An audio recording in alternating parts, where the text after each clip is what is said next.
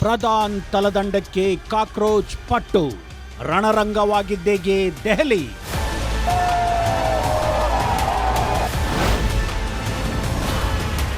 ಸಂಸತ್ ಚಲೋ ಪಾದಯಾತ್ರೆ ಲಾಠಿ ಚಾರ್ಜ್ ಹಿಂಸರೂಪ ತಾಳಿದ್ದೇಕೆ?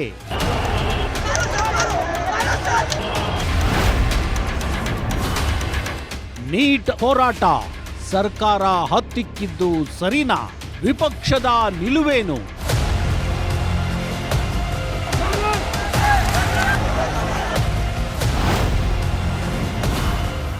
ಜಿರ್ಲೆಗಳ ಕಿಚ್ಚು ನಮೋಗೆ ಕಸಿವಿಸಿ, ಇದು ಹಿನ್ನಡೆಯ ಮುನ್ಸೂಚನೆನಾ?